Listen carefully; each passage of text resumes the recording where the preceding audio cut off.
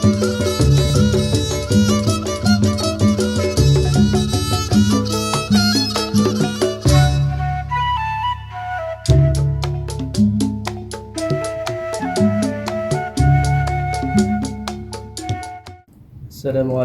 warahmatullahi wabarakatuh.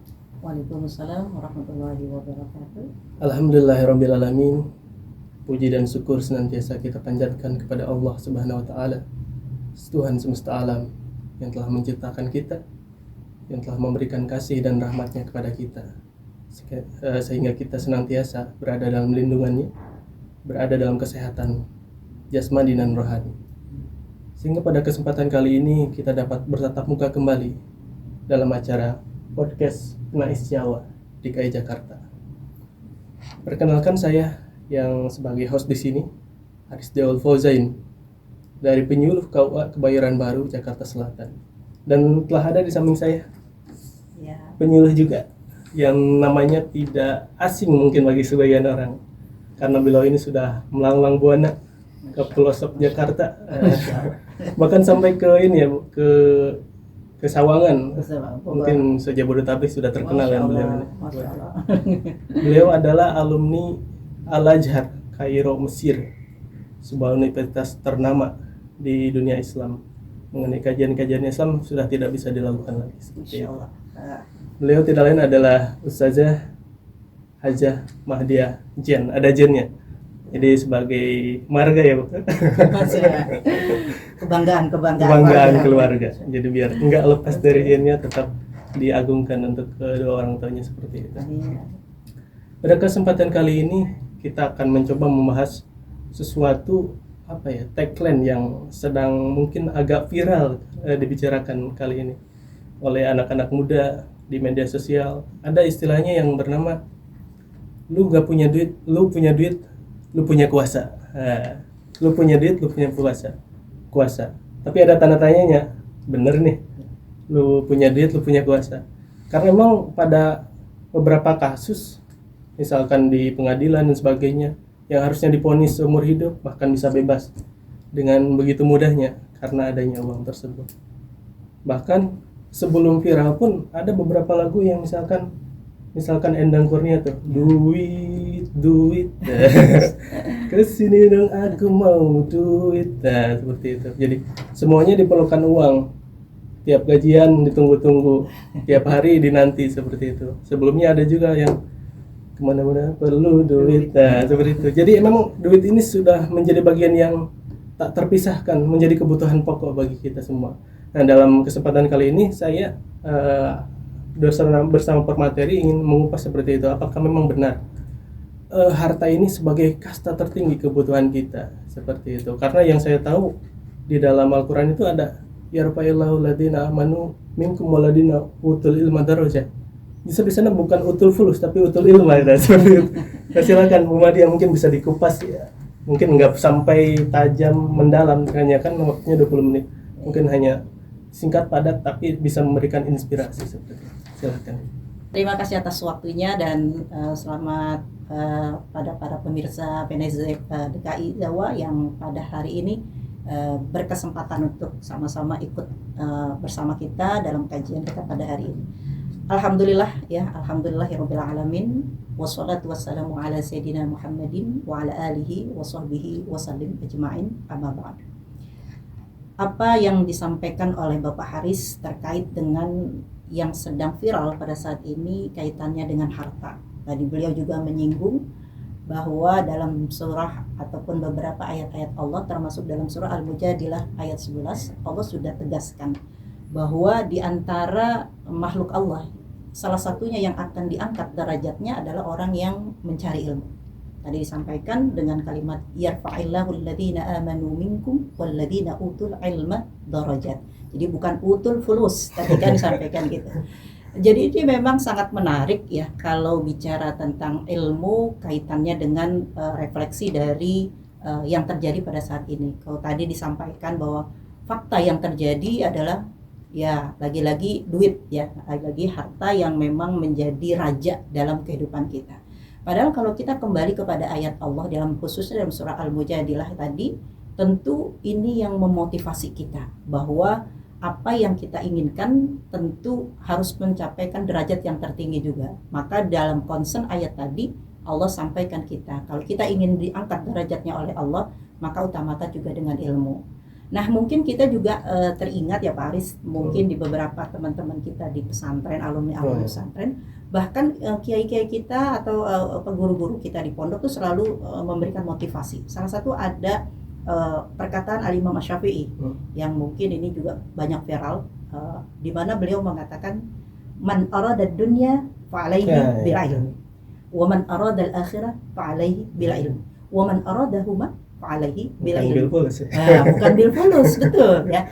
Jadi ini salah satu kaul ulama atau Al-Imam Asy-Syafi'i ini yang menjadi motivasi. Ternyata motivasi ini sudah ditanamkan oleh guru-guru kita, ulama-ulama kita, bahkan jauh sebelum mereka mengenal dengan yang namanya harta. Karena itu kan dalam dunia pendidikan memang sudah dimulai sejak khususnya mereka yang di pondok pesantren pasti ini gak asing lagi ya. Ini yang menjadi motivasi pendorong bahwa setinggi apapun Anda, setinggi apapun, sehebat apapun kita, maka yang utamanya adalah dengan ilmu. Maka kaitannya dengan kaul Imam Syafi'i tadi kan dikatakan man arada, siapa yang kepingin kehidupan dengan dunia, maka dia harus dengan ilmu. Begitu juga dengan keinginan kita untuk meraih akhirat yang sukses, juga harus dengan ilmu. Gimana mau dua-duanya bisa matching, maka kata beliau juga harus dengan ilmu. Jadi keilmuan itu bisa membawa kebahagiaan dalam dua hal, baik dunia maupun akhirat. Jadi kalau lagi-lagi materi harta itu memang kaitannya dunia, tapi bukankah kemegahan ataupun semua kemewahan yang kita miliki itu pasti ada dasar ilmunya. Nah, tadi seseorang bisa dapat uang nih Pak Aris, dia mungkin berusaha, dia punya dagangan, ya apalagi di UMKM sekarang kan sedang digalakkan tuh ya, bagaimana di tiap tingkat kecamatan juga dimotivasi para UMKM untuk memproduksi hasil karya mereka semua, baik itu makanan dan lain sebagainya. Pasti ujungnya adalah ada income yang masuk, artinya ada duit. Nah, tentu untuk mendapatkan itu kan ada ilmunya. Seseorang yang kalau kita bahasa kita nih jonjonin ya, bahasa ini ada dengan tekun dengan apa yang dia punya, pasti dia akan raih uang tadi. Contoh kita mau dagang kue, kan pasti ada ilmunya ya. Terkait dia ilmu secara makna luas, baik itu ilmu agama maupun ilmu yang sifatnya keduniaan, pasti ujung-ujungnya harus di backing dengan ilmu, kan gitu. Mau jual pempek ya kan dia harus tahu ilmunya bagaimana cara pembuatannya dan lain sebagainya. Begitu juga dia mau jual produk-produk minuman atau bahkan produk-produk semacam pakaian dan lain sebagainya. Harus dengan ilmu. Ketika itu mau mendapatkan income yang banyak, toh juga dia harus punya ilmu. Terlepas dari ilmu yang dia punya dengan produk, di situ juga harus ada ilmu yang disebut dengan manajemen, ya kan? Bagaimana dia bisa mengatur agar keuangan yang dia dapat bukan tidak lagi hanya seperti itu aja, tapi terus berkembang. Itu kan juga ada yang namanya dunia atau ilmu bisnis, ya. Jadi lagi-lagi nggak semata-mata duit, nggak semata-mata uang, tapi mengebelakangkan ilmu, ya. Artinya lagi-lagi tadi kesenambungan ataupun hubungan antara uang dengan harta dengan ilmu itu satu kaitannya. Maka kalau dibilang ilmu PS harta, kalau saya bilang ilmu CS harta, bukannya PS ya. Kalau PS itu lebih kepada persaingan. Tapi kalau melihat dari ayat dan kaul ulama tadi mengatakan bahwa semuanya bisa bersinergi. Artinya satu sama lain satu kesatuan yang nggak bisa dilepaskan. Jadi benar kalau kita ingin menguasai dua hal tadi, pasti ujung-ujungnya dengan ilmu. Jadi nggak lagi-lagi hanya uang, tapi harus ada konsep ilmu dalam mindset kita. Begitu Pak Aris. Tapi ada beberapa bahkan banyak mungkin kasus, bahkan Dewan Pers juga ada sarjana muda. Sarjana muda engkau mencari kerja. Begitu. Pals ya tentunya. Mencari kerja dia udah banyak loker yang dia kunjungi tapi tak nyaris dapat kerja. Ada juga kasus yang UI S2 apa S berapa gitu. Dia sampai pengangguran seperti itu. Padahal dia udah punya ilmu, tapi duit tidak ada. Dan bahkan ada di masyarakat itu buat apa sekolah tinggi-tinggi kalau ujungnya dia jadi pengangguran juga. Nah seperti itu, mungkin itu bagaimana, kenapa bisa seperti itu? Oke. Jadi kita perlu sekali, terima kasih Pak Aris, memahami lebih jelas tentang makna ilmu itu sendiri. Karena ilmu kan lagi-lagi tidak hanya harus diperoleh dari bangku sekolah atau formal. Seseorang yang bisa berdagang dengan hebat, belum tentu dia bisa jadi tidak dibentengi dengan pendidikan yang formal tadi.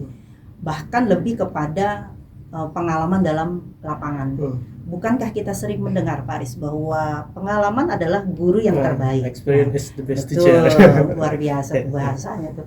Jadi lagi-lagi pemahaman kita tentang ilmu tidak lagi hanya kecil skupnya, tapi lebih ke arah kepada praktek. Jadi banyak orang yang memiliki ilmu tadi yang disampaikan tadi, mungkin kesempatan untuk menuangkan ilmunya itu yang boleh dikatakan kecil. Maka ada istilah kalau anak-anak sekarang itu diberikan atau dibentengi dengan skill. Nah, kaitannya dengan ilmu dengan skill kalau dalam pandangan saya adalah satu hal yang sama. Hanya skill itu memang yang terlahir dari potensi yang memang ada pada seseorang, dan terkadang skill ini yang bisa melihat ya orang lain gitu. Nah, itu dia.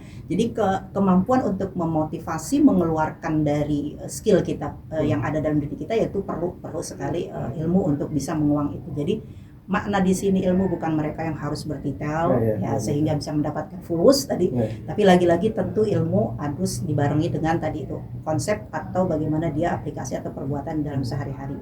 Bukan karena Nabi Allah Adam alaihissalam juga mendapatkan ilmu tentang mengenal seluruh makhluk-makhluk langit itu kan dari Allah. Ya kan, dalam surah Al-Baqarah Allah katakan wa'allamal adama asma'a kullaha tsumma 'aradahum 'alal malaikah ila akhir ayat. Jadi di situ kan Nabi Adam belum sekolah.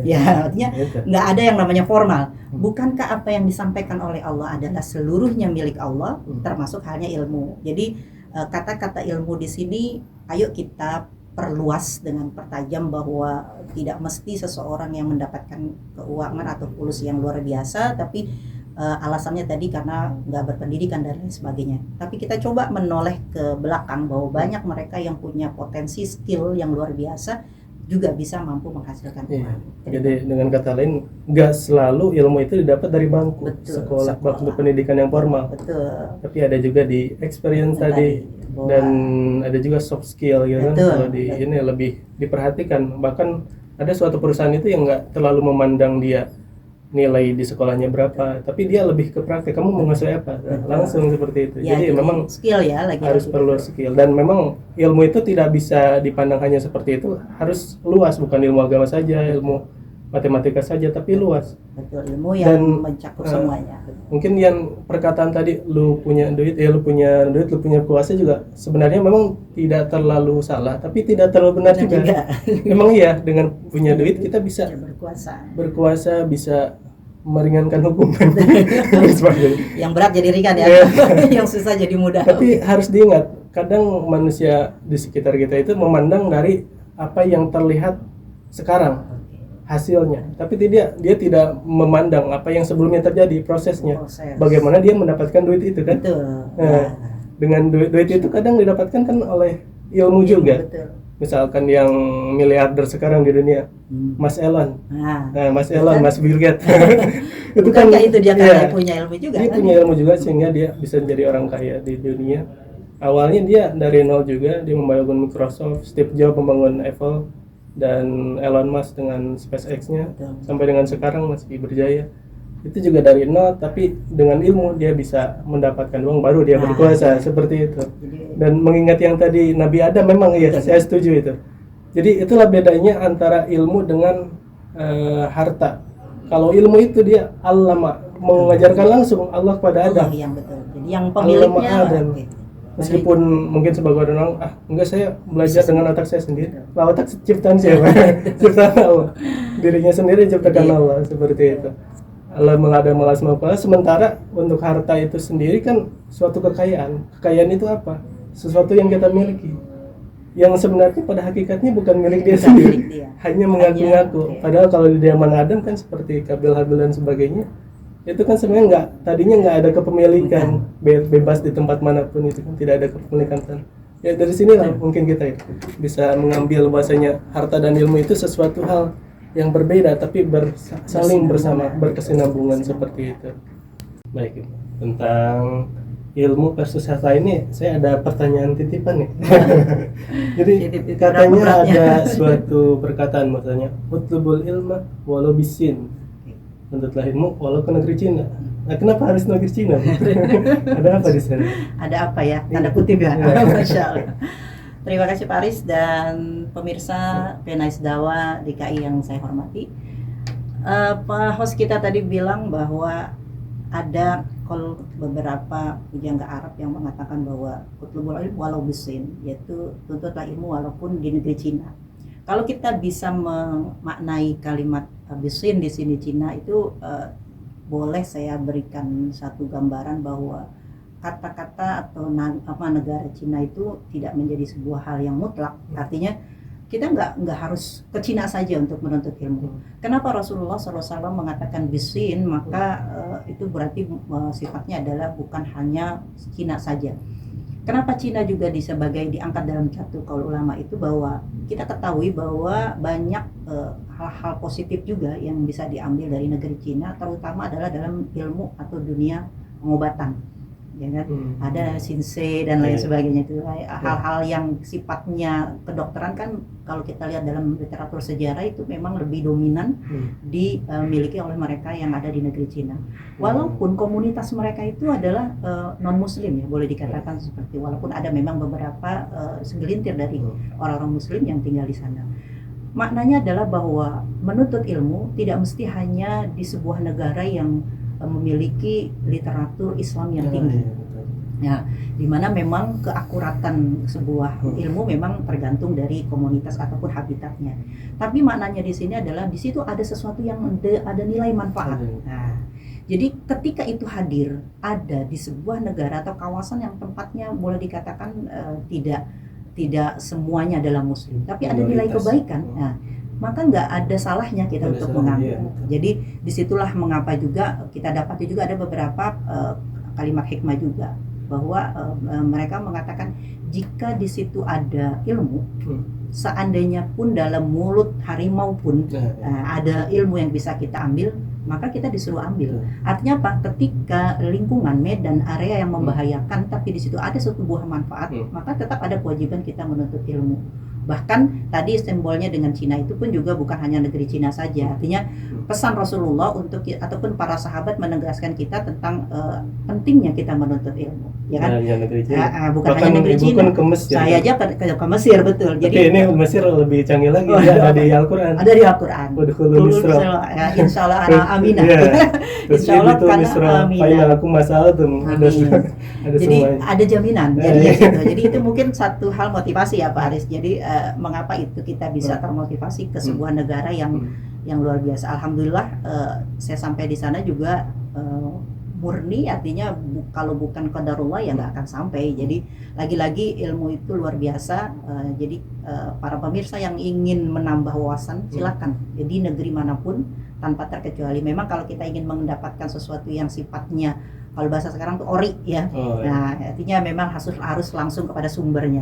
Tapi ketika ilmu itu ada kaitannya dengan kepentingan maslahat umat, bahkan Rasul kan sering menyuruh kita nggak pernah patah semangat untuk menuntut ilmu.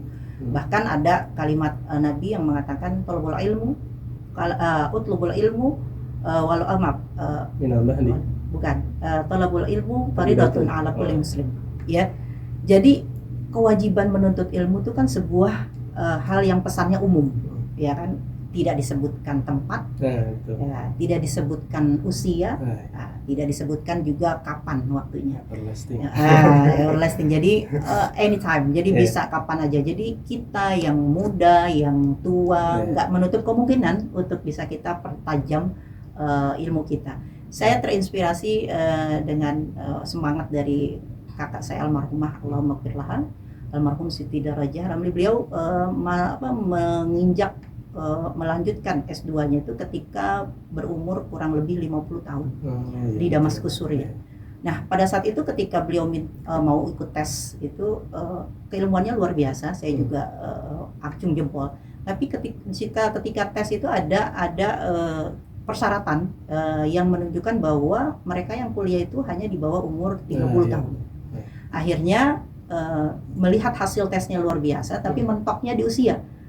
Lalu beliau lari langsung ke, kalau di sana mudir amnya ya, artinya langsung ke kita mungkin rektor atau itu yang tertingginya, meminta untuk kemudahan agar bisa diterima. Nah, satu cerita beliau yang luar biasa, ada jidal, ada artinya seperti ada dialog. Salah satu yang dia protes adalah, ya Syekh, bukankah Rasul mengatakan tuntutlah ilmu, ya bahwa kewajiban menuntut ilmu itu wajib bagi setiap muslim. Bukankah di situ tidak ada usia gitu. Sehingga umur saya yang di atas 50 toh bukan halangan dong gitu. Akhirnya luar biasa sambutan Syekh pada saat itu.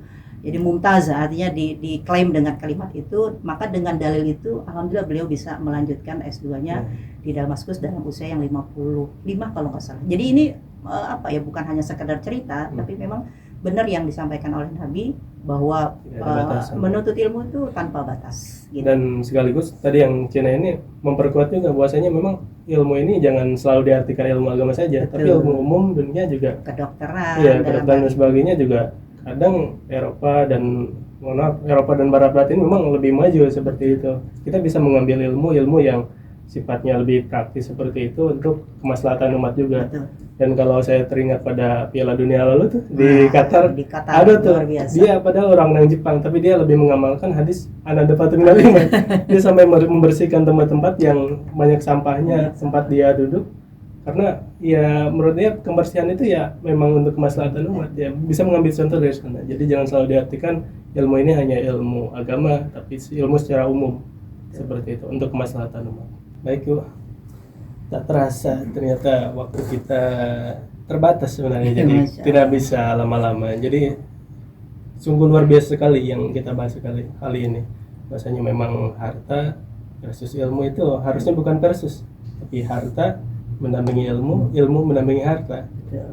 Seperti itu. Jadi ilmu itu menghasilkan harta, dan harta juga bisa didapat dengan cara, dan harta juga sebenarnya bisa melanjutkan ilmu juga kalau mau ke jenjang lebih tinggi juga dengan harta juga. Betul. Seperti itu. Baik, mungkin Ibu di akhir ini mungkin bisa disimpulkan dari pembicaraan kita kali ini apa saja yang bisa kita ambil pelajaran, dan mungkin kepada pemirsa juga bisa diberikan inspirasi bagaimana sebenarnya yang harus dilakukan dari ilmu versus harta seperti itu. Baik, terima kasih Pak Aris dan pemirsa Penais Jawa DKI yang saya cintai. Jadi luar biasa bahwa keutamaan Allah mengangkat orang-orang yang berilmu tentu kaitannya adalah dengan hasil dari ilmu yang kita miliki. Jadi seseorang mendapatkan ilmu yang luar biasa karena ilmu itu adalah ujungnya, sumbernya adalah Allah. Maka tidak mungkin Allah memberikan sesuatu kalau bukan ada manfaatnya. Begitu juga dengan ilmu yang kita peroleh, baik itu ilmu kaitannya dengan hubungan dunia ataupun ilmu yang sifatnya adalah kepentingan akhirat. Maka dari ilmu yang kita miliki, insya Allah kita akan mendapatkan semuanya, karena tidak mungkin yang Allah berikan itu tanpa sia-sia.